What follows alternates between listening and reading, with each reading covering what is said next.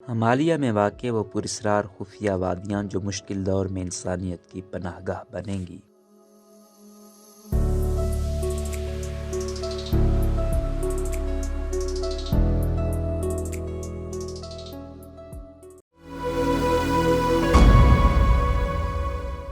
Sturt Butler کے مطابق خانقاہ کے دروازے کے باہر 7,000 فٹ سے زیادہ بلند برفیلی چٹانوں کو دیکھتے ہوئے بدھ راہب نے مسکراتے ہوئے کہا، یہی میرا گھر ہے، یہی میری جنت ہے۔ وہ واپس ان بچوں کی طرف متوجہ ہوئے جو ایک کلاس روم میں بدھ مت کے راہب بننے کی تربیت حاصل کر رہے تھے۔ میں نے ان کا شکریہ ادا کیا، اپنے پیچھے دروازہ بند کیا اور خانقاہ سے باہر نکل آیا۔ میں تھامے نامی چھوٹے گاؤں سے بہت دور نکل چکا تھا۔ تبتی بدھ مت کے نیانگما مکتبہ فکر کے قیام 8ویں صدی میں ہوا اور یہ بدھ مت کے 4 مختلف مکاتب فکر میں سے ایک ہے۔ بیول ایک ایسا مقام ہے جو اس مکتبہ فکر کے عقائد کا حصہ ہے، جہاں مادری اور روحانی دنیائیں آپس میں ملتی ہیں۔ یہ وہاں جنت نما چھپی ہوئی وادیاں ہیں جن کا پتہ صرف اس صورت میں ظاہر کیا جائے گا جب دنیا بے پناہ دباؤ میں ہوگی یا جنگ، قحط یا بیماری سے مکمل تباہی کے خطرے کے قریب ہوگی۔ خیال ہے کہ ایسے وقتوں میں بیول ایک غیر مستحکم دنیا میں بے پناہ بن جائے گا جہاں سب خوشی ایک دوسرے کے ساتھ رہ سکیں گے۔ ہمالی اور بدھ متی ثقافت پر متعدد کتابیں لکھنے والی فرانسس کلیٹزل نے کہا کہ دلائی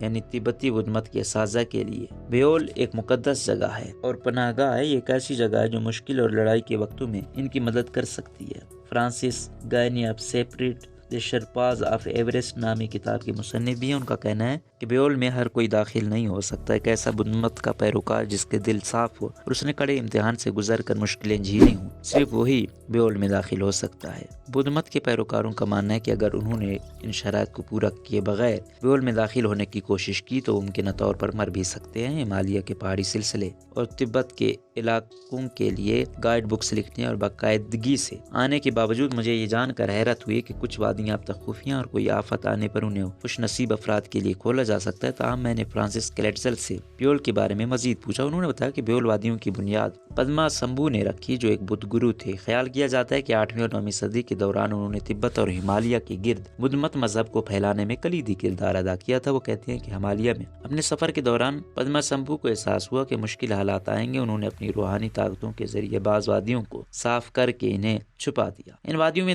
داخلے کے لیے انہوں نے محل، وقوع اور باقاعدہ شرائط بھی درج کی۔ ان نقشوں اور تحریری شرائط کو ہمالیہ کے پہاڑی سلسلے میں غاروں، خانقاہوں اور آبشاروں کے پیچھے چھپا دیا گیا۔ پدما سمبھو نے طے کیا کہ ان تک صرف کوئی لاما یعنی بدھ مذہبی پیشوا مخصوص حالات میں وہاں پہنچ سکتا ہے۔ کسی کو معلوم نہیں کہ بیول کی کل تعداد ہے کیا ہے، تاہم 108 پر زیادہ تر لوگ متفق ہیں۔ کئی کی اب تک کھوج لگائی نہیں جا سکی۔ کئی علاقے ہمالیہ کے جنوب میں واقع ہیں جو زیادہ سرسبز، نم اور زرخیز ہیں، یعنی تبت کے سخت اور مشکل حالات والے سطح مرتفع کے برعکس یہاں جنت کا سا ماحول ہے۔ کچھ بھبول جیسے شمال مشرقی انڈیا میں سکمبھ اور نیپال میں ہیلمبو، رول ولنگ اور سمسے بدھ مت کے پیروکار صدیوں سے واقف ہیں۔ انہیں اب قصبوں اور دیہات میں تبدیل کر دیا گیا ہے۔ بعض مقامات کا پتہ معلوم ہوا ہے مگر وہاں جانا اکثر کے لیے ناممکن ہے۔ اس لیے ہے کہ بیول دنیاوی اور روحانی جگہ دونوں ہے، اور یہ بھی ممکن ہے کہ کوئی شخص جسمانی طور پر بیول میں ہوتے ہوئے بھی روحانی طور پر اس میں نہ ہو۔ کسی پوشیدہ سرزمین کے تصور پریوں کی کسی کہانی جیسا محسوس ہو سکتا ہے، مگر واقعتاً ایسے کئی پرانے مسودے ملے ہیں جن میں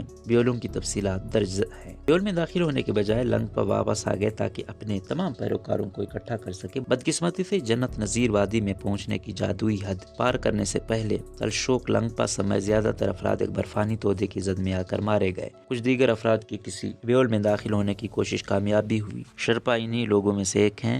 آج یہ ماہر کوہ پیمائی، پورٹرز اور ٹریکنگ گائیڈز نیپالی ہمالی کو پہاڑیوں بالخصوص ماؤنٹ ایوریسٹ سے خاصی قربت رکھتے ہیں، مگر یہ ہمیشہ سے ہی ایوریسٹ کے جنوبی سائے کے رہائش پذیر نہیں تھے۔ اپنی تاریخ کا بڑا حصہ مشرقی تبت کے ہم خطے میں رہتے ہیں جو آج چین کے سچوان صوبے کا حصہ ہے، مگر 15ویں صدی میں تبت میں وسیع پیمانے پر اتھل پتھل اور تنازع نے شیرپاؤں کی دنیا کو بھی متاثر کیا۔ جب میں نے پوچھا کہ کیا وہ چٹان دیکھ سکتا ہوں، جو تاوا سنگیہ مسکرائیں اور اپنے سر ہلانے لگی، مگر میں آپ کو کچھ اور دکھاتی ہوں۔ مجھے عبادت کے مرکزی کمرے کے پیچھے لے گئی اور وہاں انہوں نے ایک چھوٹا دروازہ کھولا تو ایک معلق چٹان کے نیچے اور اندر بنا ہوا ایک کمرہ سامنے آ گیا۔ چٹان کی چھت کو گرمیوں کے نیلے آسمان کا رنگ دیا گیا تھا اور کمرے کے آخر میں پدما سمبھو کی ایک مورتی رکھی تھی۔ مورتی کے قدموں میں عقیدت مندوں کی جانب سے چڑھاوے رکھے گئے تھے، جس میں رائل بریٹینیکا بسکٹس، نوڈلز کا ایک پیکٹ اور کچھ خشک پھول تھے۔ یہی وہ جگہ ہے جہاں پدما سمبھو نے مراقبہ کیا اور جہاں انہوں انہوں نے کھمبو کو اپنی دعا سے بیول میں تبدیل کر دیا۔ حالانکہ میں بدھ نہیں ہوں، مگر پھر بھی میں اس غار کی دیواروں پر ہاتھ پھیر پھیر کر حیران ہوتا رہا۔ شاید میری مسکراہٹ دیکھ کر وہ کہنے لگے کہ مجھے وادی میں اور اوپر جا کر تھامے نامی گاؤں جانا چاہیے۔ یہ اس جگہ واقع ہے جہاں زرعی زمینیں پاکس کی بلندی پہاڑی چراگاہوں میں بدل جاتی ہے۔ انہوں نے بتایا کہ تھامے خانقاہ کو کھمبو کی قدیم ترین خانقاہوں میں سے ایک اور بے حد روحانی اہمیت کے حامل تصور کیا جاتا ہے۔ کچھ لوگوں کا یہ بھی کہنا ہے کہ کھمبو بیول کا روحانی کلب ہے۔ لاؤدو سے تھامے تک کا پیدل پہاڑی راستہ چٹانوں سے بل کھاتا ہوا نیچے اترتا ہے اور بلند و بالا پہاڑی چوٹیوں کی وجہ سے ایک بننے والی گھاٹی کے ساتھ گزرتا ہے۔ انہوں نے مجھے دبی دبی آواز میں بتایا کبھی کبھی جب ہم یہاں دعائیں پڑھ رہے ہوتے ہیں تو پدما سمبھو ہمیں نظر آتے ہیں۔ وہ کہنے لگے کہ پدما سمبھو کی روح ان سے کہتی ہے کہ وہ جو کام کر رہے ہیں اور جو دعائیں کر رہے ہیں اس سے دنیا کے لیے اچھائی پیدا ہو رہی ہے۔ کچھ دیر بعد میں ایک اور کمرہ جماعت کے دروازے سے گزرا جہاں بدھ راہب نے کہا تھا کہ یہی میرا گھر ہے، یہ میری جنت۔ ہمالیاؤں میں چاہے پوشیدہ وادیاں ہوں یا نہیں، یہ واضح تھا کہ ان راہبوں کو اپنی سکون کی جگہ مل چکی تھی۔ جب میں نکلا تو مجھے وہ بات یاد آئی جو سفر کی شروعات سے قبل کلیٹزل نے مجھے کہی تھی، بیول ایک جگہ سے کہیں زیادہ ہے، یہ ذہنی کیفیت ہے۔ انہوں نے کہا بیول ہمیں ایک پرسکون اور مستحکم ذہنی حالت کی پرورش کر کے آگے موجود مشکلات کی تیاری کرنے کی یاد دہانی کرواتے ہیں تاکہ ہمارا ذہن، ہمارا اندرونی بیول ہماری اندرونی خانقاہ بن سکے۔ روزنامہ قدرت کی ویڈیو دیکھنے کے لیے ابھی یوٹیوب چینل پہ سبسکرائب کریں اور بیل آئیکن پر بھی کلک کریں۔